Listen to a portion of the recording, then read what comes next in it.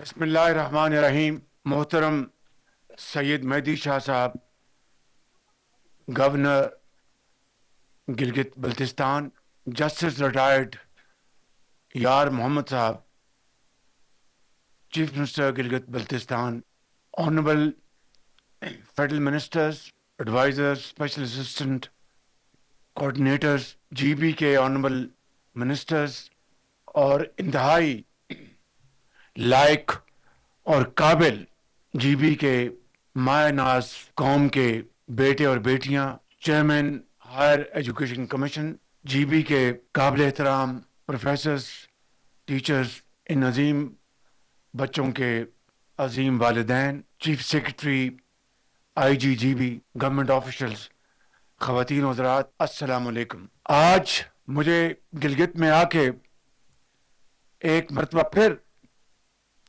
بہت خوشی ہو رہی ہے، صرف اس لیے نہیں کہ میں پاکستان کے ایک خوبصورت ترین علاقے میں آیا ہوں، بلکہ اس کے ساتھ ساتھ پاکستان کے انتہائی قابل، محنتی، ہونہار بچوں اور بچیوں سے ملاقات کرنے آیا ہوں.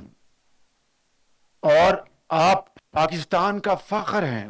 آپ نے جس طرح اور جن حالات میں شبانہ روز محنت کر کے آپ نے ارک ریزی کے ساتھ تعلیم حاصل کی، اپنے اساتذہ سے، اسکولوں میں، کالجوں میں، اور جس طرح آپ کے والدین نے آپ کی تعلیم کے لیے اپنے رزق حلال سے آپ کو تعلیم دلوائی، میں سمجھتا ہوں کہ یہ ایک ایسا سفر ہے جس کے اوپر جتنا بھی فخر کیا جائے کم ہے.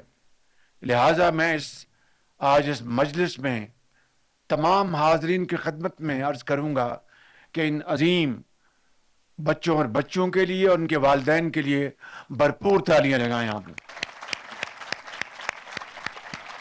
یہ لیپ ٹاپس جو آپ کی خدمت میں آپ کو دیے گئے، یہ کوئی آپ کے اوپر احسان نہیں ہے، یہ آپ کی تعلیمی سفر میں محنت، یہ اس کا اعتراف ہے. اور ابھی جب میں جن بچوں اور بچیوں کو دے رہا تھا ان کے چیکس، اور بچیوں اور بچوں کو جو لیپ ٹاپس دیے گئے صرف اور صرف میرٹ کی بنیاد پر، تو میں نے ایک قوم کی بیٹی سے پوچھا، ان کا تعلق شاید ہنزا سے ہے. میں نے کہا کہ آپ کے والد کیا کرتے ہیں؟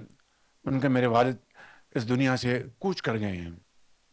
اسی طریقے سے میں نے ایک بچے سے پوچھا کہ آپ کے والد کیا کرتے ہیں؟ ان کا وہ ڈرائیور ہیں. ایک سے میں نے پوچھا قوم کی بیٹی سے کہ آپ کے والد کیا کرتے ہیں؟ ان کا جی وہ ترخان ہیں. تو میرے انتہائی قابل احترام بزرگوں، بھائی اور بہنوں، میں کہنا یہ چاہتا ہوں کہ دیکھیے کہ ان کی فائنینشیل بیک گراؤنڈ کیا ہے. ایک بچی کے والد اس دنیا سے کوچ کر گئے، نہ جانے زندگی کے اندھے تھپیڑے اس قوم کی بیٹی نے اور ان کے بھائیوں نے کس طرح برداشت کیے ہوں گے. ان کی والدہ محترمہ نے کس طرح ان کو اپنا پیٹ کاٹ کر ان کو پالا اور پڑھایا، اور آج وہ اس قابل بنے کہ اسٹیج کے اوپر پوری پاکستانی قوم ان کو دیکھ رہی ہے کہ کس طرح میرٹ سے ان کو قوم نے ان کو نوازا اور اعتراف کیا ہے. میں آج تفصیل میں بات نہیں کرنا چاہتا، اس لیے کہ یہاں پر اسٹیج پہ آ کے جو مقررین نے تفصیل کے ساتھ سارے جو منصوبے ہیں اس سے آپ کو آگاہی دی ہے، مگر میں چند باتیں آپ کی خدمت میں آج عرض کرنا چاہتا ہوں.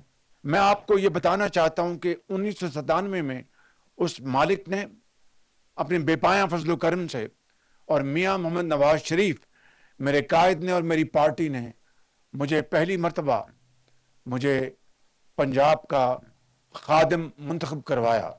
وہ وقت اور آج کا یہ وقت، میں اگر یہ بات انتہائی ادب اور انتہائی عاجزی سے اگر عرض کروں کہ میں نے پبلک افیئرز میں الحمدللہ میں نے میرٹ کو ہمیشہ اس کو اپنے سامنے رکھا اور کبھی اس میں کسی کو میرٹ کو کمپرومائز کرنے کی اجازت نہیں دی. میں یہاں پر خود نمائی کے لیے نہیں آیا, صرف یہ بتانے آیا ہوں کہ آج یہ بچے, ان کو میرٹ نے منتخب کیا, ان کو کسی پارٹی نے منتخب نہیں کیا, ان کو ان کی محنت نے منتخب کیا, ان کو ان کے والدین کی رزق حلال کی کمائی جو ان بچوں کے اوپر انہوں نے لگائی, ان بچوں نے اس کی پاسداری کی اور دن رات محنت کر کے اس آج عظیم رتبے کے لیے اپنے آپ کو منتخب کروایا. تو میرے بزرگوں, بھائی اور بہنوں, پوری قوم کی داد تحسین کے لیے آیا ہوں. پاکستان نے ترقی کرنی ہے, اگر قوم نے ترقی کرنی ہے تو پھر ہمیں محنت, امانت اور دیانت کو اپنا شعار بنانا ہوگا. رانا ثناء اللہ صاحب یہ 1997 میں پیپلز پارٹی چھوڑ کر انہوں نے پی ایم ایل ہماری پارٹی کو انہوں نے جوائن کیا. تو میری ان سے ملاقات ہوتی تھی. تو یہ پہلا سال تھا ہماری حکومت کا, اس کی پوری مدت کو 2.5 سال تھی, اس کے بعد مارشل لا لگ گیا, ریسٹ از ہسٹری.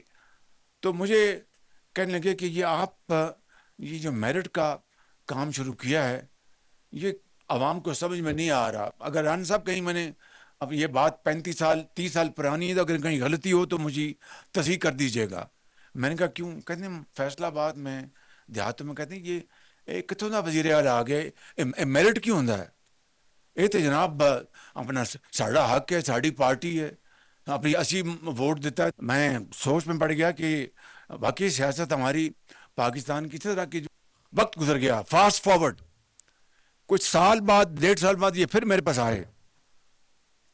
تو مجھے کہنے لگے کہ شہباز صاحب میں نے آپ سے بات کری. میں نے کہا جی. کہیں یہ جڑا تسی میرٹ دا جڑا جھنڈا چکیا ہے انہوں ہاتھ چ رکھو, میرٹ روڑا چل گیا بالکل, ہن انہوں پیچھے نہ ہٹنا بالکل. یہ بات مجھے تاریخ, جب میں کتاب لکھوں گا تو اس میں ان کی اس بات کو میں ذکر کروں گا. تو کہنے کا مقصد یہ ہے کہ آج جو دانش اسکول جو بنائے جا رہے ہیں, پنجاب میں بنائے تھے دانش اسکول, تو الحمدللہ they are schools, they are state of the art schools. اگر جس طرح انہوں نے بات کی ایکشن کالج کے آنی سلاخوں سے غریب کا یتیم بچی یا بچہ نہیں گزر سکتا. ایکشن کالج میں صرف امراء کے بچے, ان کے علاوہ ایکشن کالج کے جو گیٹس ہیں غریب عام آدمی وہاں پر سوچ بھی نہیں سکتا کہ وہ اندر جائے گا. تو یہ دانش اسکول جب میں نے اس کا آغاز کیا پنجاب سے تو بڑی تنقید ہوئی کہ جناب اپنا جو پرائمری اسکولز ہیں, جو پبلک اسکولز ہیں, وہاں پر ٹاٹ بچے ہیں, وہاں پر اپنا لیبارٹریز نہیں ہیں, کتابیں نہیں ہیں, ٹیچرز نہیں ہیں, فرنیچر نہیں ہیں. شہباز شریف ان کو تو ٹھیک نہیں کر رہا اور دانش اسکول بنا لیے. میں نے کہا کہ آپ کو تکلیف اس لیے ہوئی ہے کہ ان دانش اسکولوں میں صرف انتہائی ذہین بچے اور بچیاں جن کی فائنینشیل بیک گراؤنڈ انتہائی ناقص ہے, اس کے باوجود کہ ان کے والدین رزق حلال کی تلاش کے لیے دوڑ نکلتے ہیں, لیکن اس کے باوجود بھی وہ شام کو جب گھر آتے ہیں تو بڑی مشکل سے ان کو فیصلہ کرنا ہوتا ہے کہ جو میں نے آج کی کمائی کی ہے اس میں غریب بیمار بچی کی دوائی لاؤں یا بچے کے لیے کتاب لاؤں یا کھانا لاؤں یا دودھ لاؤں. میں نے کہا کہ اگر ایچن کالج میں امراء کے بچے جا سکتے ہیں تو پھر غریب اور یتیم بچیاں جو انتہائی قابل اور انتہائی ذہین ہیں قوم کی, ان کو یہ اعلیٰ تعلیم کیوں نہیں مل سکتی؟ دانش اسکولوں میں غریب کے بچے اور بچیاں وہ جاتے ہیں, امیر کے بچے وہاں نہیں جاتے. بالکل آج پنجاب میں ہزاروں بچے اور بچیاں دانش اسکولوں سے اور پھر اعلیٰ یونیورسٹیوں سے تو وہ تعلیم حاصل کر کے ڈاکٹرز ہیں, انجینئرز ہیں. کسی کوئی یتیم بچی پڑھ کے لندن میں چلی گئی, وہاں سے اعلیٰ تعلیم حاصل کر کے آئی. کوئی پاکستان کے اندر کوئی انڈسٹری ہے وہاں پر انجینئر بن گیا. میں سمجھتا ہوں کہ یہ اس خطا کار نے اگر یہ غلطی کی ہے تو خدا کی قسم قیامت تک جب تک میری زندگی میں یہ غلطی کرتا رہوں گا اور بار بار کرتا رہوں گا. یہ واقعہ ہے رحیم یار خان کے دانش اسکول کا. وہاں پر میں گیا, وہ اسکول سٹارٹ ہو گیا ہوا تھا. بچیوں کا دانش اسکول علیحدہ ہے اور بچوں کا علیحدہ، ان کی ڈارمیٹریز، ان کی پلے گراؤنڈز، ان کی اپنا کچن، پینٹریز، ہر چیز علیحدہ ہے بالکل. اور انشاءاللہ ان دانش اسکولوں میں جو 4 یہاں پر بنائے جا رہے ہیں، ایک گلگت کی اسی جو مضافاتی علاقے میں، ایک گانچے میں ہے، ایک سکردو میں ہے، اور چوتھا بونجی میں، 4 اسکول بن رہے ہیں. وہاں پر بچیوں کو فری ایجوکیشن ہوگی، بہترین ایجوکیشن فری ہوگی. وہاں پر ان کی کھانا پینا فری ہوگا، یونیفارم فری ہوگی. کلاس میں وہ سمارٹ بورڈز ہوں گے کلاس روم میں، اور ای لائبریریز ہوں گی. مجھے بتائیے کہ اگر یہ میں ادنا خدمت کر کے اگر آپ کے والدین کی دعائیں لے لوں تو میرے سے اس سے بڑی میری کوئی خوش قسمتی ہو نہیں سکتی. اس لیے یہ دانش اسکولوں میں آپ کے بچے جائیں گے اور فری تعلیم ہوگی، اور وہ دن آئے گا جب یہی بچے اور بچیاں انشاءاللہ پورے پاکستان میں ان کا توتی بول رہا ہوگا، ان کی محنت اور ان کی مسلسل محنت کی اور قابلیت کی بنیاد پر. اسی طریقے سے یہ جو آپ کو لیپ ٹاپس دیے گئے ہیں، اس کا بھی یہی میرٹ ہے. یہاں پر جب میں پی ڈی ایم کی گورنمنٹ کے زمانے میں آیا تو یہاں پر اس وقت کے جو وزیر اعلیٰ تھے انہوں نے مجھ سے شکایت کی کہ بجلی کا یہاں پر برا حال ہے جی بی میں، اور ہمیں آپ مہربانی کر کے بجلی کا منصوبہ دیں. جب ہماری یہ گورنمنٹ آئی تو میں نے سردار اویس لغاری خان صاحب جو بیٹھے ہیں سامنے، ان کو گزارش کی کہ فل فور 100 میگا واٹ کا یہاں پر بجلی کے سولر پینلز کا بجلی کا انتظام کیا، شمسی توانائی کا انتظام کیا جائے. اور اس کے اوپر میں نے کئی میٹنگ لی، اور آج الحمدللہ میں یہ بات بلا خوف تردید کہہ سکتا ہوں، آج میں نے اس کا سنگ بنیاد رکھا، افتتاح کیا، اور انشاءاللہ جو پورا منصوبہ جو ہے وہ اگلے سال کے آخر میں مکمل ہوگا. لیکن ان سٹیجز آپ کو یہ بجلی شمسی توانائی ملنی شروع ہو جائے گی. مگر میں نے ان سے آج یہ کہا ہے کہ مہربانی کر کے آپ 27 کا آخری جو کوارٹر ہے اس میں نہیں، آپ 27 کے مڈل میں یہ 100 میگا واٹ کا منصوبہ پورے گلگت بلتستان میں آپ مکمل کریں، تاکہ یہاں کے لاکھوں لوگوں کو وہاں پر ان کو روشنی مل سکے، بجلی مل سکے، سردی سے بچ سکے. اور اسی طریقے سے یہ جو سولر پینلز ہیں، اس کی تاریخ یہ ہے، میں آپ کو بتانا چاہتا ہوں کہ کراچی میں سولر پینلز آئے اور وہ بالکل وہ ایک فراڈ کیس تھا. تو مجھے کسٹم نے کہا، چیئرمین ایف بی آر نے، کہ پرائم منسٹر یہ اتنے ارب روپے کے یہ سولر پینلز ہیں، یہ بالکل فراڈلنٹلی پاکستان امپورٹ کیے گئے ہیں. تو میں نے کہا آپ کا کیا اب اس کا کرنا، کہتے ہیں ہم اس کو شفاف نیلامی میں بیچ دیں گے. میں نے کہا بالکل غلط. شفاف نیلامی میں بیچ کے آپ خزانے میں کتنے پیسے آتے ہیں کتنے نہیں آتے، اس کے بعد شاہ خرچیاں حکومتوں کی ہوتی ہیں، وہ کیا ہوں گی.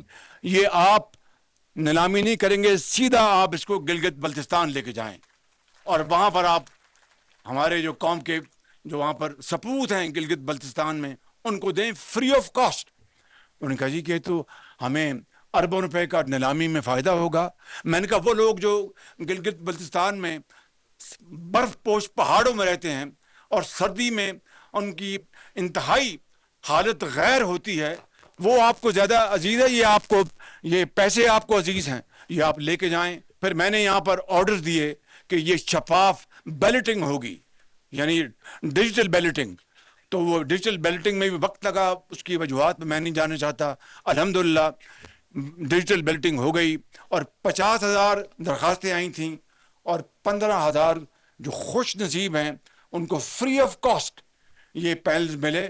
میری خواہش ہے کہ باقیوں کو ملے، لیکن ظاہر ہے کہ جو قرعہ اندازی ہوتی ہے وہ پھر قسمت کی بات ہوتی ہے. تو میں آپ کو اس کی بھی مبارکباد دینا چاہتا ہوں. لہذا یہ 100 میگا واٹ کا منصوبہ نہیں ہے. 100 میگا واٹ جو 33 ارب کا جو ہم خرچ رہے ہیں، اور تقریباً 58 میگا واٹ یہ جو سولر پینلز جو 15,000 خاندانوں کو جو تقسیم کیے جا رہے ہیں انتہائی شفاف طریقے سے. تو میں ختاماً یہ کہنا چاہتا ہوں کہ آج میں آپ کی خدمت میں اس لیے آیا ہوں، یہ کہنے کے لیے کہ یہ پاکستان ہم سب کا سانجا ہے، اور اگر पंजाब तरक्की करेगा और बाकी सूबे तरक्की नहीं करेंगे तो वो पाकिस्तान की तरक्की नहीं, वो एक सूबे की तरक्की है। अगर सिंध और पंजाब तरक्की करेंगे और केपी और बलूचिस्तान तरक्की नहीं करेंगे तो वो फिर दो सूबों की तरक्की है, वो पाकिस्तान की तरक्की नहीं। इसी तरीके से जब तक कि आज़ाद कश्मीर और गिलगित बल्तिस्तान पाकिस्तान की तरक्की और खुशहाली में उस दौड़ में शामिल ना हो जाए और बराबर का ना हो, वो पाकिस्तान की तरक्की नहीं है। और मैं आपको यकीन दिलाता हूं कि इंशाअल्लाह जब तक मेरी ये जिम्मेदारी है वज़ीर आज़म पाकिस्तान की, मैं इंशाअल्लाह आपसे वादा करता हूं कि मैं यहाँ पर मुसलसल आता रहूंगा, आपसे हाल वाल लेता रहूंगा, आपसे हाथ मिलाता रहूंगा और इंशाअल्लाह जो आपके मसाइल हैं उनको हल करने के लिए जो कुछ भी मुझसे बन पड़ा, जो वसाइल हैं वो मैं आपके कदमों में शामिल करूंगा इंशाअल्लाह। अभी जो हालिया जो जंग हुई ईरान और अमेरिका के दरमियान, उस जंग को रुकवाने के लिए, जंग बंदी के लिए मैं बिला खौफ तरदीद आपको कहना चाहता हूं कि पाकिस्तान ने जो एक कलीदी किरदार अदा किया है, एक भाई बनकर, अपने एक हमसाया बनकर जो उसमें अपना रोल अदा किया है, जब वो हकीकत जब आइंदा तारीख रकम करेगी तो आपको पता चलेगा कि पाकिस्तान और पाकिस्तान की सियासी और अस्करी क़यादत ने क्या इसमें रोल अदा किया। दिन रात ईरान से, दिन रात अमेरिका से राब्ते करके और जंग को रुकवाया, जंग बंदी में तोसी करवाई। मुझे अल्लाह ताला के फज़ल करम से कभी यकीन है कि इंशाअल्लाह ये seize fire long term seize fire होगा और खित्ते में हमेशा के लिए अमन कायम होगा। जब पाकिस्तान मार्ज़ वजूद में आया था 1947 में तो पूरी कौम यकजां दो कालिब थी। कोई किस मकतबा फ़िक्र से ताल्लुक़ रखता है, कोई किस मसलक से ताल्लुक़ रखता है, सब एक खुदा और एक रसूल और एक कुरान को मानने वाले 1947 में इस तरह यकजां थे कि हमने पाकिस्तान बनाना है। और उसके बाद आज दोबारा 78 साल बाद ये मौका आया कि पूरी कौम कराची से लेकर पेशावर तक एक है कि पाकिस्तान जो किरदार अदा कर रहा है खत्ते में अमन कायम करने के लिए और मजीद जाने ज़ाया होने से बचाने के लिए, मैं समझता हूं कि वो तारीख हमेशा इस किरदार को सुनहरे हरूफ में याद रखेगी। मैं आपको ये कह सकता हूं उस खुदाए बुजुर्गो बरतर को गवाह बनाकर कि किस तरीके से पाकिस्तान ने इखलास के साथ, भाईचारे के साथ इस अमन को कायम करने के लिए अपना भरपूर रोल अदा किया। इसमें डिप्टी प्राइम मिनिस्टर इसहाक डार साहब और ख़ुसूसन सिपा सलार सैयद आसिम मुनीर की जो काविशें हैं वो तारीख हमेशा याद रखेगी इंशाअल्लाह। मैं आखिर में इसके साथ अपनी बात खत्म करता हूं। जब अपना काफिला अज़्मो यकीन से निकलेगा, जहां से चाहेंगे रास्ता वहीं से निकलेगा। वतन की मट्टी मुझे एड़ियां रगड़ने दे, मुझे यकीन है चश्मा यहीं से निकलेगा। पाकिस्तान, पाकिस्तान